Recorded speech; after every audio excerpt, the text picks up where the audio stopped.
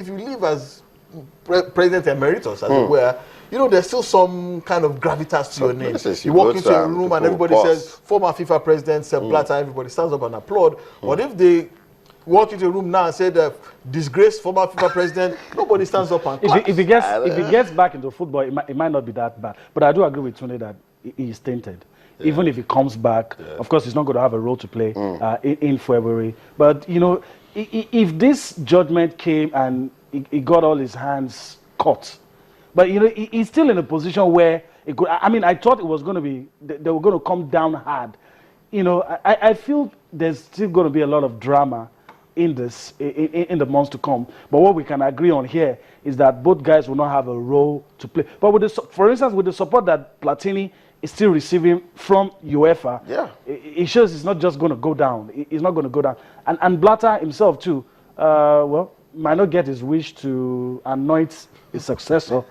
But of course, he will fight for his name. But of course, his image and reputation already battered. Let's get this conversation going. Sepp Blatter and Michel Platini, they've been banned for 8 years. They will not take part in any football-related matters for 8 years. Guys, you won't even believe what the viewers are asking. Everyone wants to know why Blatter is having that plaster on his face.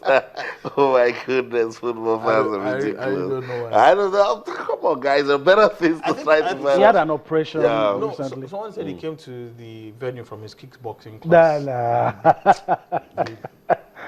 The man has been under a lot of pressure recently. In the meantime, UEFA has issued a statement revealing it is extremely disappointed with the decision. What is UEFA saying in all of this that we cannot see? They're taking a stand. It's obvious. In fact, they had a premeditated stance before this, and they were hoping against hope that maybe the ethics committee will see something. They didn't see that. And they are saying that they hope that it was going to get justice. So the question I'm sure you want to ask, and I'm asking is, what to them is actually justice?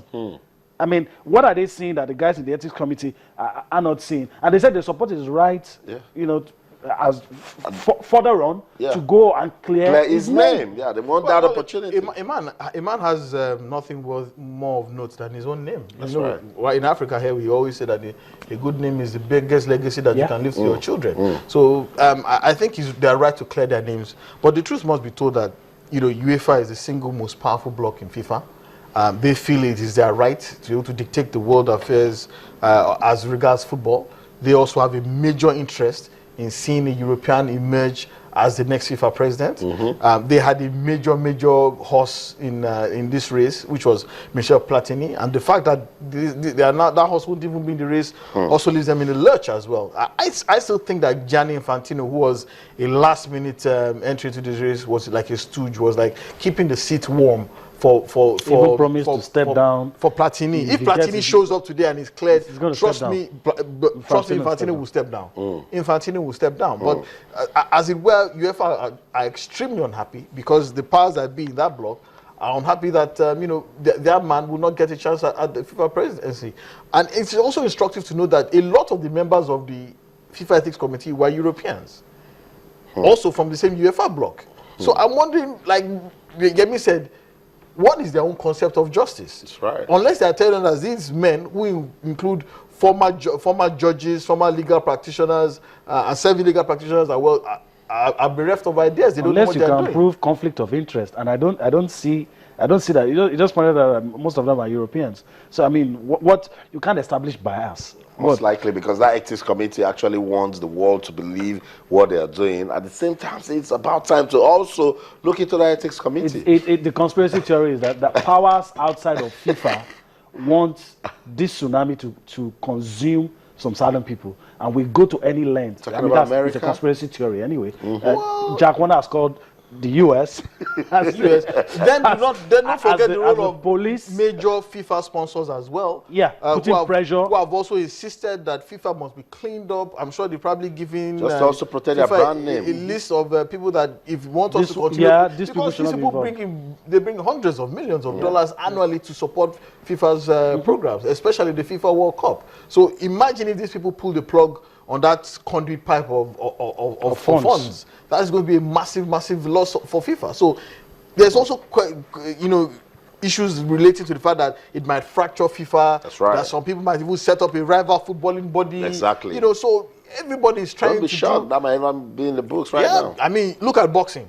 There is no single boxing body. That's There's right. a WBA, WBC, IBF, IBO, IBAF. IBF, IBA, and nobody wants football to go that route. And that is why people are fighting tooth and nail to ensure that certain people, certain interests are removed and certain interests are taken care of in order to preserve the status quo of football being probably the preeminent sport in the only world. downside is that you're likely going to have a FIFA president who's not as powerful as the others, and of course can be pushed and And shoved. we must continue with this cleansing. Who has And to we have to be careful. Yes, pushed and shoved in different directions.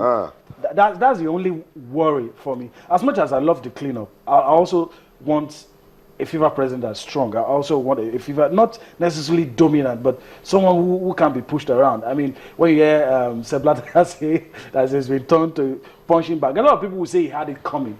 But then again, it's not something you want to say. First, he was a mountain goat. Now he's a punching bag. Okay, so guys, before we leave this part, I'm just looking at the road towards that February elections. Is it all clear now? Let me whisper if we talk sexually. Nah.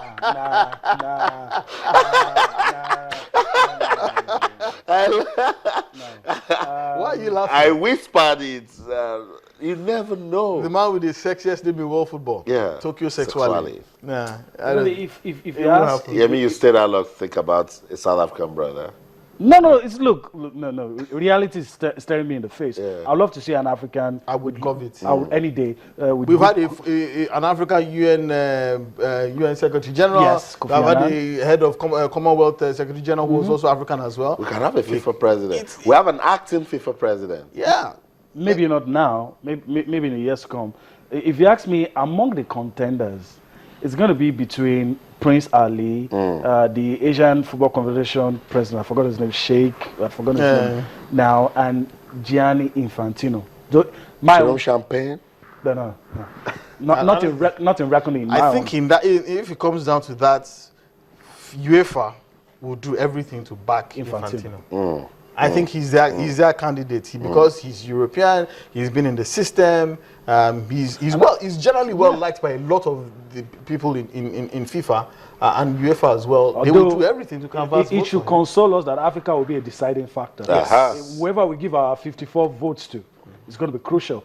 But we have not been bold enough to show direction. You know, maybe a lot of key players in all of this are trying to be careful. For instance, I've been expecting Issa Hayatou or the key figures in CAF to say, "This is our man." Nobody's saying that. Nobody's talking because Issa Hayatou is hiding himself right now. because so much is going on in FIFA. You say a word and someone makes you say 1,000 words. So everybody's keeping quiet. But we like what's going on in FIFA because football needs to get back its integrity. Football is a powerful tool for not just national, it's international unity. Can bring the whole world together. So it must be void of any form of corruption. Let's go on a quick break now. We'll come back. We'll talk about that live game going on. At the moment, it's Arsenal 1, Manchester City 0. Yes, that's it right there. Theo Walcott with the goal for the Gunners. But you know what? We'll not be showing you that game. We'll go to Germany, see highlights from the Bundesliga, and I'll come back. We'll talk. Don't go anywhere. Stay. Wir sind immer bei dir, 96.